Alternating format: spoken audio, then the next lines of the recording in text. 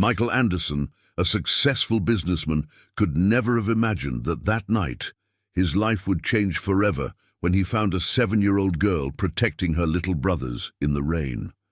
But what seemed to be just a rescue soon turns into a dark discovery.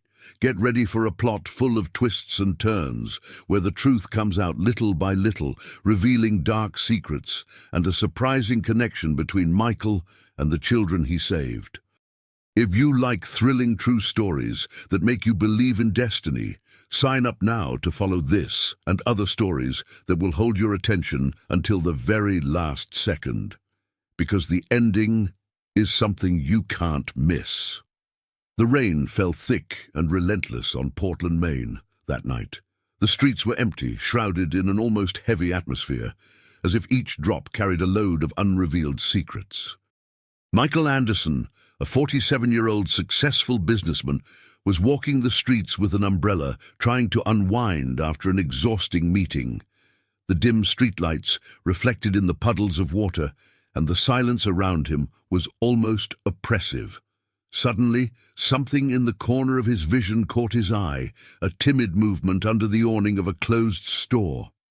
Approaching cautiously, he spotted a small, shrunken figure, wrapped in clothes that were too thin for the cold that night.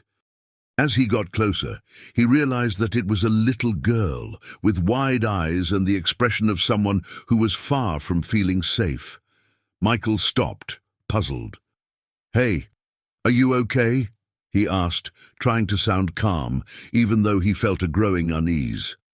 The girl looked at him with a mixture of fear and hesitation. Slowly, he realized that she wasn't alone. Next to her, a smaller child, perhaps 4 years old, and on her lap, a baby wrapped in a threadbare blanket. Michael watched the scene in disbelief. 3 children, so small and vulnerable, abandoned in the middle of the night in the rain. "What's your name?" he asked softly. "Victoria," murmured the girl, still holding the baby tightly. Michael paused. "Where is your mother? Or your father?" "We don't have anyone," she replied, and her voice contained a seriousness that made him shudder. The girl's words, spoken with a forced maturity, revealed an old pain, as if she had learned too soon what it meant to be alone in the world. He took a deep breath, feeling overwhelmed by a responsibility he hadn't understood until that moment. "Why are you here? Where would you go?" The girl looked down, embarrassed. "We ran away from the orphanage." The answer was like a punch. How could 3 such young children run away from an orphanage and end up there, in a deserted street, with no one around to protect them? Michael's instincts kicked in. He knew he couldn't just leave them there. He looked at the girl and carefully held out his hand. "Come with me. I'll take you somewhere safe." Victoria hesitated, but took his hand, perhaps feeling an unexpected trust in the stranger. He drove them to his car, and after settling the children in the back seat, set off for his house, his mind torn between shock and the decision he had just made. When they arrived at the Andersons' mansion, the lights were already off. Barbara, Michael's wife, had been asleep for hours, believing that her husband would spend another night in his office, involved in his endless chores. However, when she heard the car coming, she woke up, somewhat confused. She put on her robe and went downstairs with slow, tired steps. As soon as the door opened, she found an unexpected scene. Michael, his face marked by tension, entered accompanied by 3 poorly dressed, soaked, and clearly tired children. "Michael, what's going on?" Barbara asked, the tone of her voice expressing confusion and concern. She approached, casting a questioning glance at her husband. I found them in the street, Barbara. They were alone, and—" He hesitated, sensing the enormity of the situation. "They said they'd run away from an orphanage." Barbara looked at the children, her face softening as she observed the frightened expression of the older girl and the baby on her lap. Without further questions, she lowered herself to Victoria's level, her maternal instinct taking over. "You must be freezing to death. Come on, I'll get you some warm clothes and something to eat."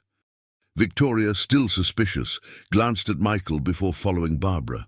Michael's wife took the children to the bathroom, where she prepared towels and dry clothes, while her husband warmed up milk for the baby, an activity he hadn't done for a long time, since the early years of their daughter, Louise. Later, when the children were fed and asleep in the guest room, Michael sat in the living room staring at the emptiness.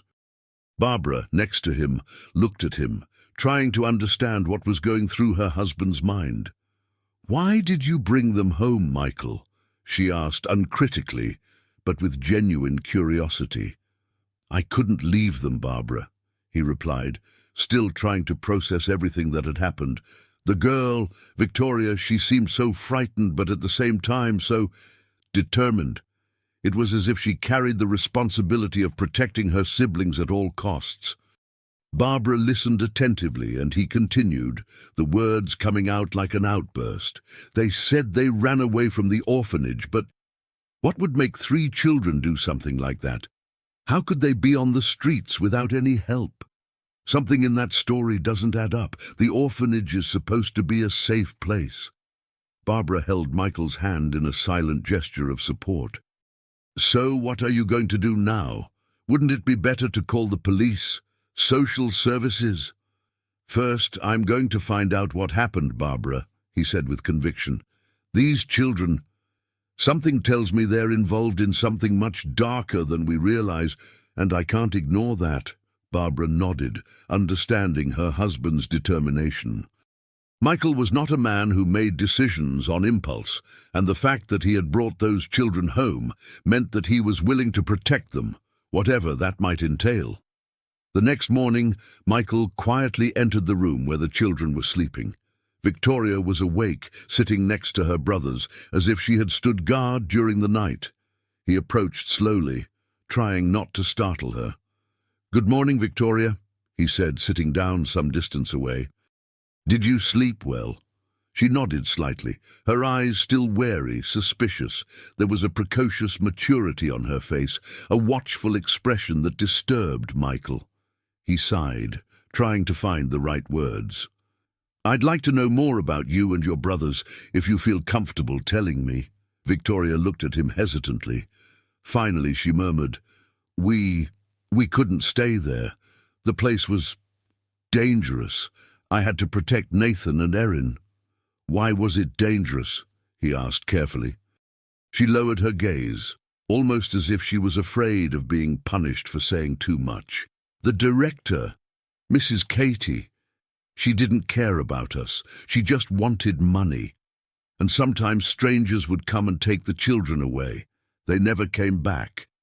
Michael's heart raced, his stomach turning as he heard those words. Strange people, children disappearing. Victoria's words painted a dark picture that he was still trying to process. An orphanage was supposed to be a place of welcome, of safety, but according to Victoria, it was anything but. "Why do you think that was?" he insisted, his voice laced with surprise and indignation. "I don't know," Victoria mumbled, clearly uncomfortable. "I just knew I had to get out of there. I had to keep my brothers safe." Michael took a deep breath, the conflicting emotions welling up inside him. He felt indignant, anxious, and powerless. But he knew he had to stay calm, both for his sake and for the sake of the children who were now in his care. That same day, Michael called James Cooper, his old detective friend. He explained the situation, although the words weighed on him. He knew that by doing this, he was getting involved in a dark and unknown plot, but there was no turning back. "James, I need your help to investigate the Hope Haven orphanage. There's something very wrong going on there, and I can't ignore it," he said, his voice laden with determination. James, on the phone, understood the gravity of the situation and promised to investigate. "We'll find out what's going on, Michael. But be prepared for what we might find. Networks like that are dangerous." As he hung up the phone, Michael felt a mixture of relief and tension. He knew that, in asking James for help, he was touching something much bigger than he himself could have imagined, and watching the children playing in the living room with Barbara, he realized that he was already completely involved. These children now depended on him. Michael committed himself to finding out the truth.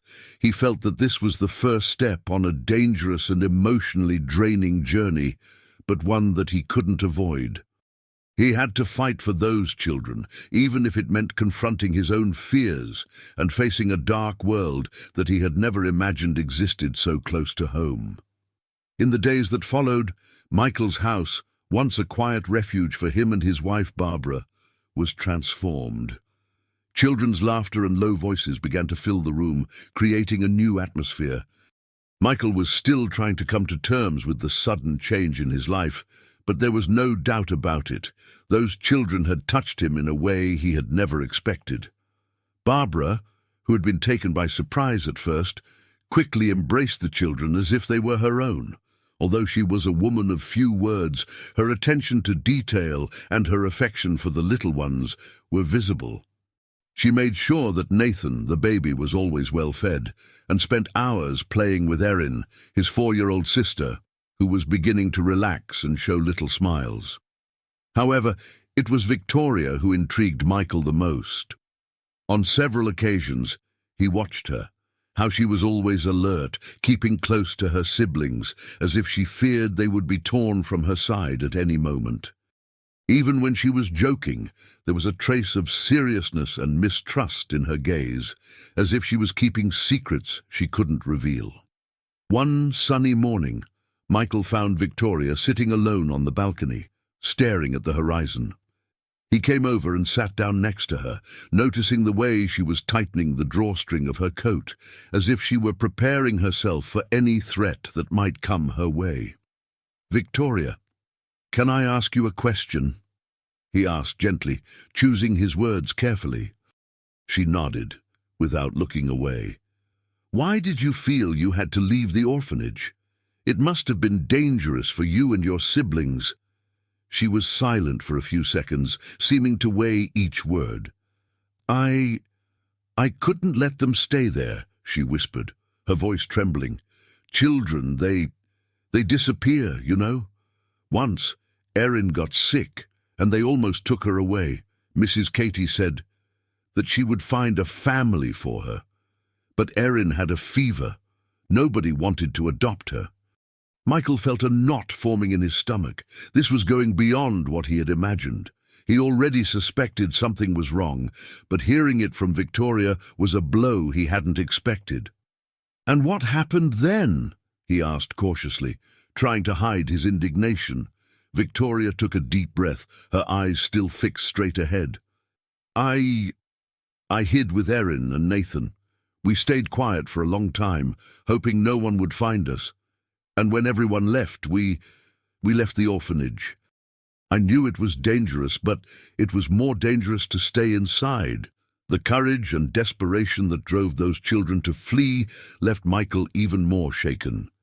He saw in Victoria a painful maturity, as if life had robbed her of her innocence too soon. While Michael tried to win Victoria's trust, James Cooper continued his investigation. In a discreet cafe, they met to discuss James's findings. As James sat down at the table, he brought with him a pile of documents and a dark look that made Michael understand that the news was not good. "Hope Haven Orphanage is not just a place for orphaned children," James began, his voice laden with seriousness. "The director, Katie Wilson, runs an illegal adoption network. Some children are actually adopted, but others disappear without a trace." Michael clenched his hands, his jaw tense. "Disappear? What do you mean?" James sighed, looking at him with a mixture of pity and anger. "These children are taken to unknown places. Some are sent to other states, others are never heard from again. And because they're orphans, no one asks questions. It's an extremely lucrative scheme, Michael, and Katie Wilson is careful. The records are always manipulated to make it look like everything is in order." The revelation added to the sense of despair Michael was already carrying. He remembered Victoria's words about the strange people who came to the orphanage. Now it made sense. These families were actually buyers and not interested in adoption, but in child trafficking.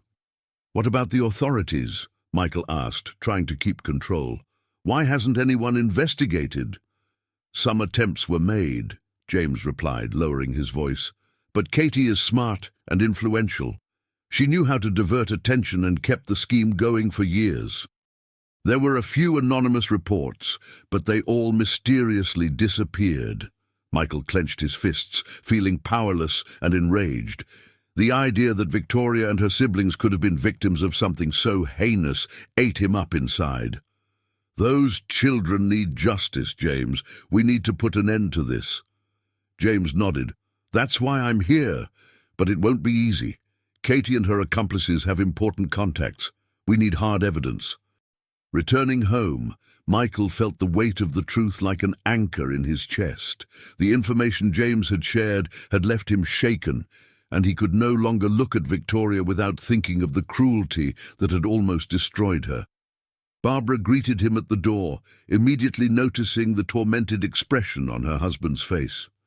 "Michael, what's wrong?" she asked, holding his arm with concern. "It's worse than we imagined, Barbara," he said in a hoarse voice. "Those children, they're just some of the victims of a horrible scheme. The director of the orphanage, Katie Wilson, is using the place for child trafficking." Barbara put her hand to her mouth in shock. Her eyes glistened with tears that she tried to hold back. "But how is that possible? How can someone do this to children?" Michael shook his head helplessly. "I don't know, but the fact is that it's happening, and we can't just ignore it." She hugged him in a silent gesture of support. Michael felt the pressure of the moment, but the warmth of Barbara's embrace gave him strength. He knew he had to fight, not only for the children in his home, but for all the others who were still trapped in that orphanage. That evening, Michael was sitting in his office going through the documents that James had left with him. They were records of donations, transfers of children, information that Katie Wilson had carefully manipulated over the years. In a moment of distraction, he found a folded envelope among the sheets, containing a small photo of two children, a girl and a boy. The girl in the photo resembled Victoria. Michael squeezed the photo between his fingers, feeling the weight of the coincidence. He knew that it wasn't common to find family connections in adoption cases, but this discovery brought a strange familiarity.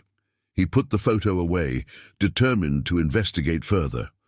The next day, Michael called Jennifer Thompson, a social worker known for fighting for the rights of children at risk. He explained what he had learned about Hope Haven and asked for her help in ensuring that Victoria, Erin and Nathan remained in her care while the investigation continued. Jennifer listened carefully, sharing the same indignation.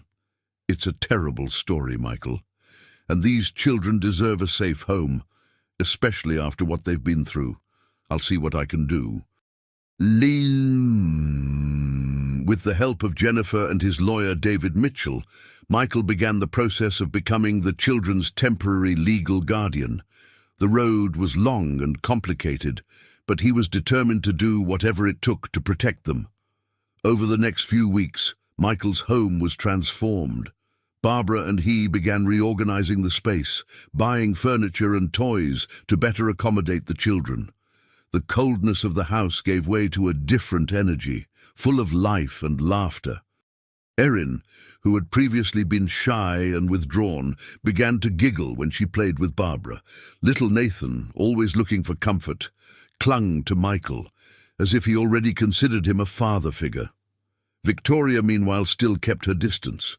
She was grateful, but something inside her still prevented her from opening up completely. Michael could see the barrier, but he was willing to wait. He knew that this girl had already faced more difficulties than he could imagine, and that trust was a slow process. At the end of the day, Michael looked at those children and felt an inexplicable transformation in his heart. From an obstinate, results-oriented businessman, he now saw himself as a man who needed, above all, to ensure that those children were safe and supported. and deep down he felt that this was the start of something new for him and Barbara. The weeks passed, and life in Michael's house had changed completely. Barbara, used to a quiet routine, now found herself surrounded by laughter, crying, and children's games. Every corner of the house now revealed signs of the children's presence. Toys, small shoes, and unexpected laughter echoed through the corridors.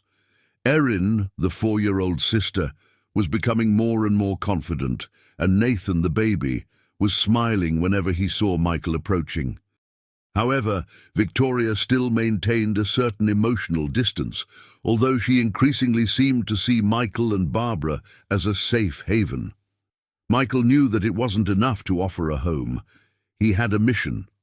All the evidence pointed to something bigger and darker at Hope Haven, and he felt it was his duty to bring justice not only to Victoria, Erin, and Nathan, but to all the children who had suffered at the hands of Katie Wilson.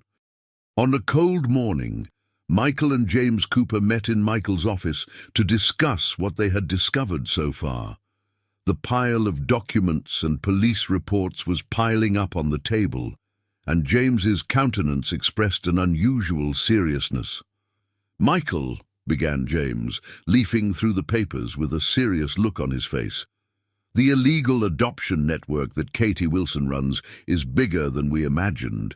She works with accomplices in several cities, sending children for dubious adoptions.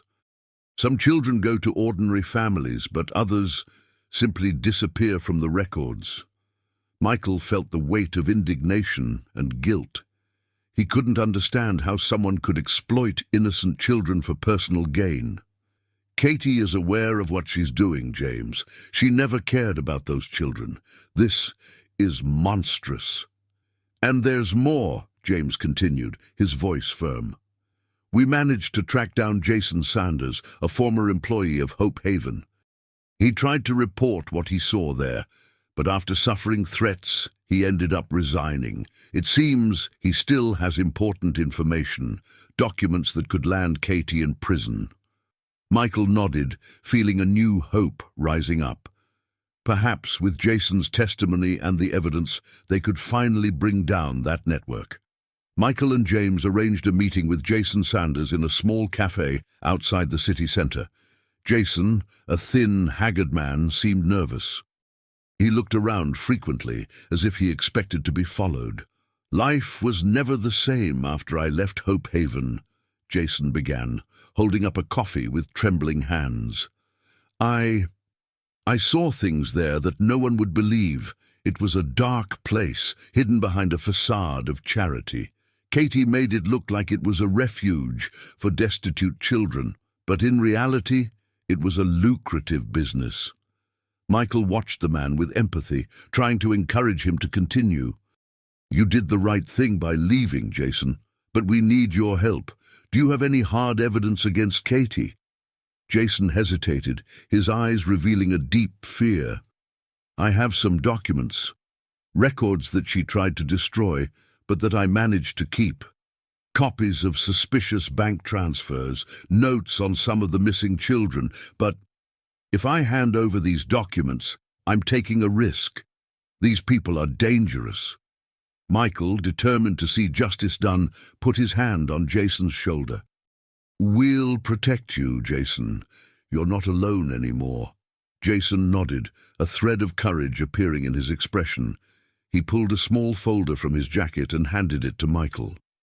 "These documents contain the names of several people who are involved in the scheme, from intermediaries to families who paid for the illegal adoption. It's risky, but these children need someone to stand up for them." Back at home that evening, Michael found himself lost in thought, sitting quietly in the living room. He watched Barbara playing with Erin, trying to help her put together a puzzle, while Victoria observed the scene from afar, still wary.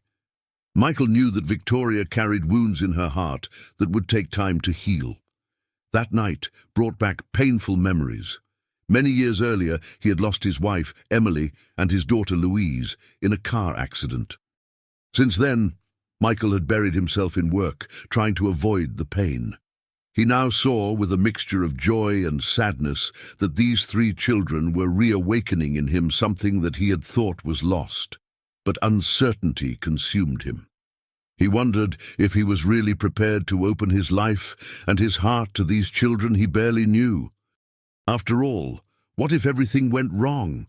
What if he couldn't protect Victoria, Erin, and Nathan? The next morning, an anonymous letter arrived at the Andersons' home, addressed to Michael. When he opened the envelope, he found only a note with a direct and threatening sentence. If you know what's best for you, stop investigating. Some things shouldn't be exposed. Michael felt a chill run down his spine. Katie and her accomplices knew he was investigating. He looked at the children playing outside and felt a wave of fear and anger rise up inside him. There was no way he could back down. That threat was proof that he was on the right track, and that Katie felt her position threatened. He decided to keep the threat a secret, both from Barbara and the children, but he knew he needed to step up security measures. He spoke to James, who suggested discreet police surveillance around the house and increased the digital security of all records about the case. One quiet night, while Barbara was putting Erin to bed and Michael was putting Nathan's crib back together, he found Victoria awake, sitting in an armchair in the bedroom, hugging a worn teddy bear. "Can't sleep, Victoria?" he asked with a smile. She shook her head, a slight hint of sadness in her gaze. "I keep thinking, what if Mrs. Katie comes after us? What if she finds us here?" Michael knelt down beside her, taking her small hands in his. "Victoria, no one is going to hurt you or your brothers, not anymore. I promise I'll protect you." She looked at him, as if trying to decide whether she could trust that promise. After a long moment she whispered, "I just want Erin and Nathan to be safe. I can take care of myself." Victoria's courage and early maturity moved Michael. He squeezed her hands more firmly. "You don't have to take care of everything yourself. From now on, you have me and Barbara. You have a home. I promise nothing will happen to you." Slowly, Victoria nodded, and for the first time, Michael saw a trace of trust in her eyes. She allowed herself to relax, still holding the teddy bear, but this time with a slight smile on her face. With Jason Sanders' evidence and the support of the FBI, James and his team began to plot an operation to dismantle Katie Wilson's criminal scheme. Michael kept up to date with every detail, while making sure the children stayed away from any mention of the orphanage or the director. The pressure on Katie began to mount. Court notices, surprise visits, and the presence of undercover agents became more and more frequent. To keep the children safe, Michael and Barbara decided to take them to an isolated cabin in the mountains for a few days, hoping that there they would be out of harm's way while the operation progressed. A few days later, an urgent call from James woke Michael up in the middle of the night. "Michael, the operation has been activated. We've managed to arrest some intermediaries, but Katie managed to escape. The last information we have is that she's on her way to Portland." Michael felt his heart race. He knew that Katie wouldn't escape without first trying to retaliate. He called Barbara, who was in the cabin with the children, and told them to prepare for any emergency. He immediately called for police reinforcements to secure the site. As he drove to the cabin, Michael felt a mixture of fear and determination. Images of Victoria, Erin, and Nathan flashed through his mind. He knew that after that night, nothing would ever be the same. When he arrived, he found Barbara and the children gathered in the small living room. Victoria looked at him with eyes full of trust, as if she knew he would protect them at all costs. The road to the cottage seemed endless that night. With every kilometer, Michael felt his determination growing, but also the fear that something terrible might happen. Victoria's face was still in his mind, her gaze full of confidence, a responsibility he had never imagined carrying, but which now seemed inseparable from his own life. When he finally parked, his heart raced. The hut was shrouded in silence with the outside lights on. As he entered, he was greeted by Barbara, who was holding Erin on her lap. Victoria was next to Nathan, the baby, who was sleeping in a makeshift crib. The tension in the room was palpable. Everyone seemed to sense that something crucial was about to happen. Barbara approached Michael, worried. "James called again. He said they're closing in, but Katie's still missing. I don't know what to do, Michael. What if she comes after the children?" Michael took a deep breath and took her hand. "We'll protect our family, Barbara. She won't come near them. I promise." The night was long and full of uncertainty. The children were put to sleep in the back room, while Michael and Barbara kept an eye out for any suspicious movement outside. The wind blew hard, making the windows creak. At every noise, they exchanged silent glances, both aware that they might be being watched. Shortly after midnight, Michael's phone rang. It was James. The detective's voice was tense and low, as if he were moving. "Michael, we've managed to trace Katie. She's left Portland, but we believe she's still in the neighborhood. Police reinforcements are on their way to the cabin. Stay there and keep the children safe." Michael nodded, aware of the urgency of the situation. When he hung up the phone, he saw Victoria standing in the bedroom doorway holding the teddy bear. Her eyes were wide, and he knew she was listening in. "You're going to protect us, aren't you?" the girl asked in a whisper. Her voice contained a mixture of fear and hope, as if it were the most important question of her life. Michael approached her, bending down to look directly into her eyes.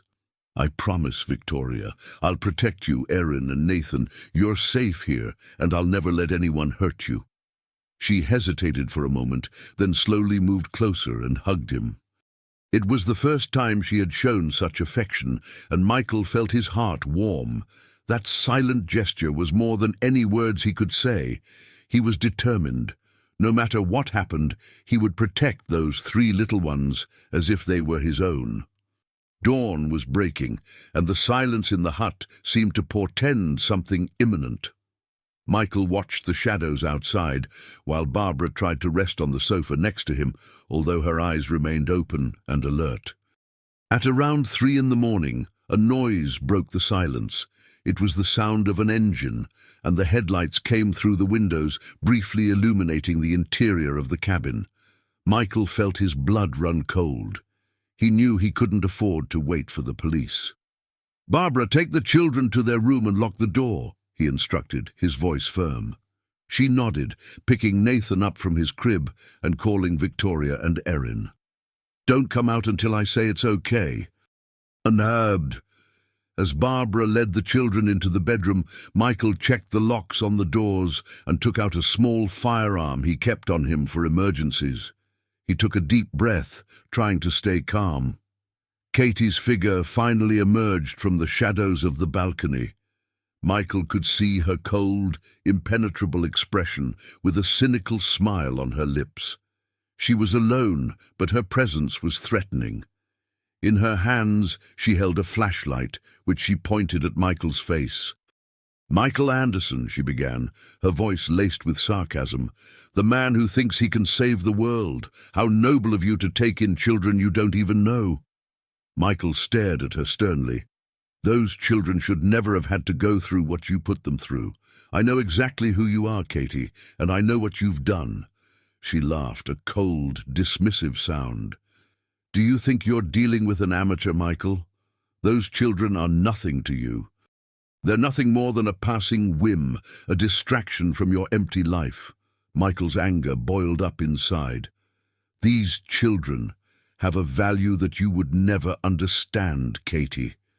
They are braver than you will ever be, and I won't let you touch them." She took a step forward, her expression becoming even crueler. "Do you really think you're going to stop me, Michael?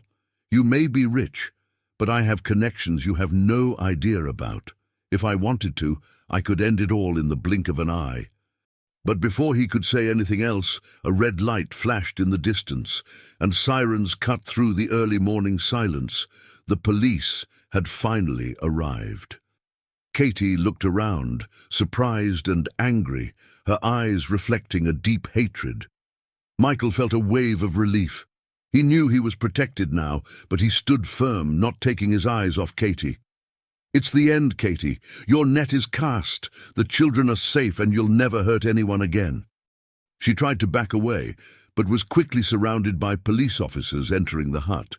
Katie was arrested, handcuffed and taken to the vehicle, struggling and screaming. But Michael knew that finally the children were safe. With Katie and her accomplices arrested, Michael's house was once again a safe haven for Victoria, Erin and Nathan. The operation was a success, and the newspapers quickly spread the word, detailing the illegal adoption scheme and Katie's involvement. Michael became something of a local hero, but for him, the greatest victory was the simple fact of having provided safety for those 3 children. In the days that followed, Michael began the formal adoption process with the support of social worker Jennifer Thompson and his lawyer David Mitchell. There were many legal obstacles to face, but he was determined. Barbara and he already saw Victoria, Erin and Nathan as part of their family, and wouldn't give up until they had secured a permanent and safe home. After Katie's arrest, Victoria, who had previously been the most closed and suspicious, gradually began to change. She watched Michael and Barbara with more serenity, as if she was finally buying into the idea that she had found a home. One sunny afternoon, while Michael was helping Erin paint a picture, Victoria approached with a blank sheet of paper in her hands. "I wanted to do something for you," she said shyly. Michael smiled and watched as she began to draw. After a few minutes, she handed him the sheet. It was a simple drawing, but full of meaning. A house, with him, Barbara, Erin, Nathan and her, all together, smiling. Michael felt his eyes water. That simple drawing was the greatest proof of trust Victoria could offer. He hugged her, feeling a deep gratitude for that moment, and a sense of peace he hadn't felt for years. Finally, months later, the adoption was formalized. In the presence of Jennifer, David and close family friends, Michael, Barbara, Victoria, Erin and Nathan officially became a family. That day, on their way home, Victoria held Michael's hand and for the first time called him Daddy. Michael looked at her, surprised and thrilled. It was the greatest gift he could receive, a confirmation that his struggle and sacrifice had paid off. Victoria's smile and Barbara's loving gaze made Michael feel complete in a way he had never experienced before. The loss of his daughter, which had once brought him so much pain, now seemed to be transformed by the arrival of these 3 children, who filled his heart with an unexpected and powerful love. The story of Michael Anderson and the 3 children he met on a rainy night was finally reaching a new beginning. And although there were challenges ahead, he knew that together they could overcome any obstacle. Life went on at the Andersons' house, where the routine now included playing in the garden, afternoons with children's books, and a new lightness that had filled the rooms of the mansion. Barbara and Michael adapted more and more to the role of parents to Victoria, Erin and Nathan, and the connection between them grew with time. After months of legal proceedings, the final step of the adoption was completed, and the children officially became part of the Anderson family.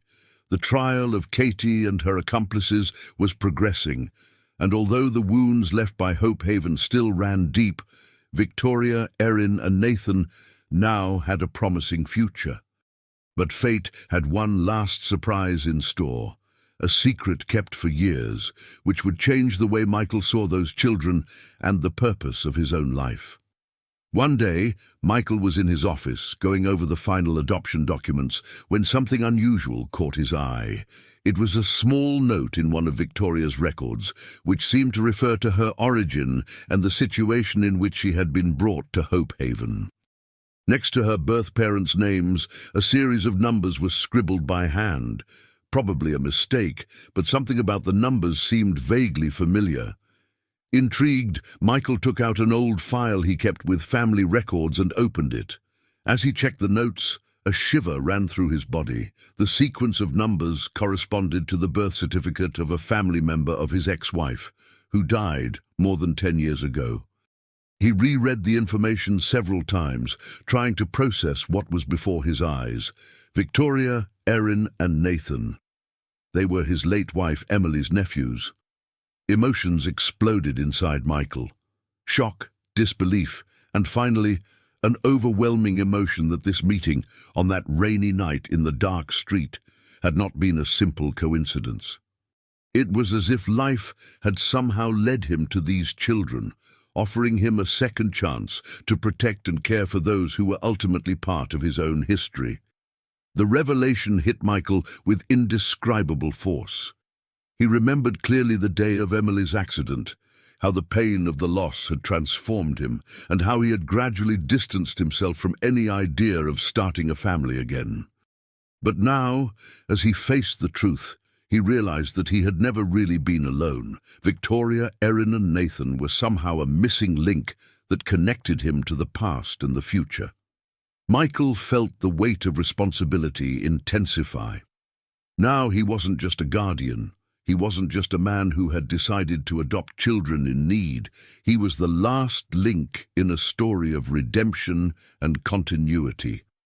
That evening he sat down with Barbara and told her about his discovery. Barbara, in shock, held his hand as she processed the news. "Michael, it's almost unbelievable. You found these children by chance, but somehow the universe was bringing us something we've missed for so long." She hugged him, and they were both silent, aware that this revelation sealed the family's fate. Victoria, Erin, and Nathan were home. They were exactly where they were supposed to be. Over the next few days, Michael pondered how and when he would tell Victoria the truth. Although she was only a child, she had always shown precocious maturity. He knew that she deserved to understand the depth of her origins and connection with him. One day, he decided that the time had come. He found Victoria in the garden, sitting under a tree, scribbling in a sketchbook. When she saw him, she smiled and offered him a space next to her. "Victoria, I wanted to talk to you about something important," he began, trying to remain calm. She looked at him with curiosity, but also with a trust that can only be built between people who consider themselves family. "Did you know that, somehow, you and your brothers were already part of my life, even before we met that night?" The girl frowned, confused.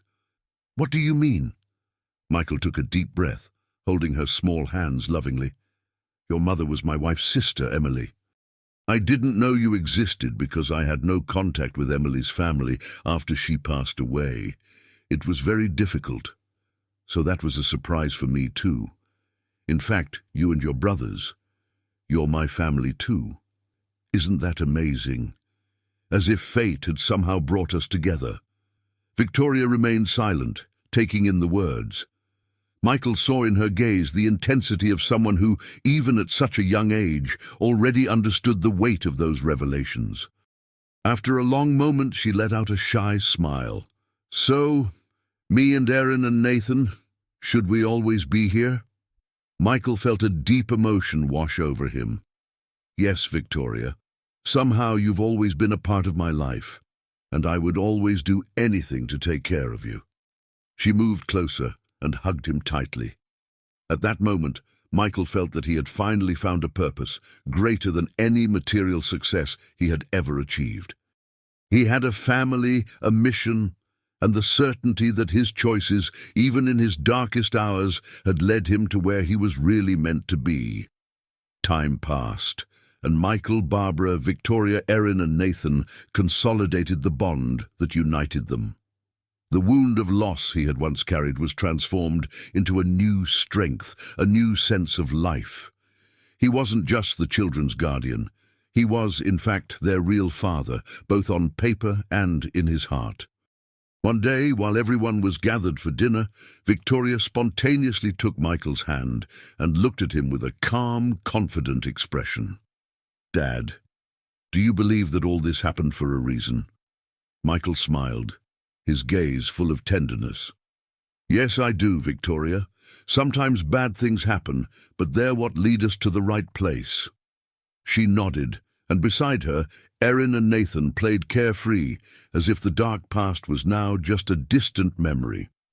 For Michael, that was the true meaning of redemption. He had found a new reason to live, and together with Barbara, he knew that from now on they would face everything that came their way with unwavering unity.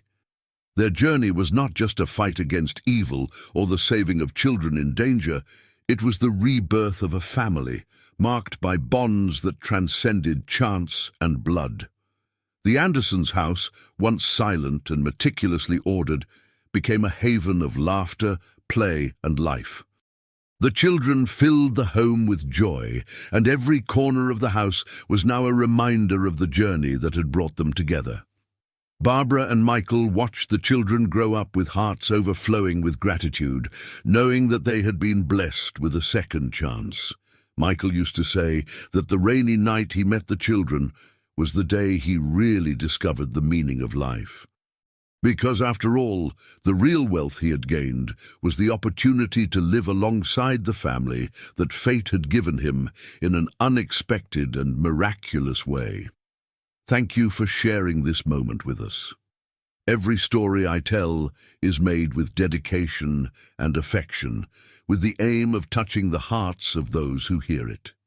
If this narrative has awakened something in you, please consider signing up so that we can continue together on this journey of telling stories that move. Your support is essential if we are to continue sharing these unique experiences. See you in the next story.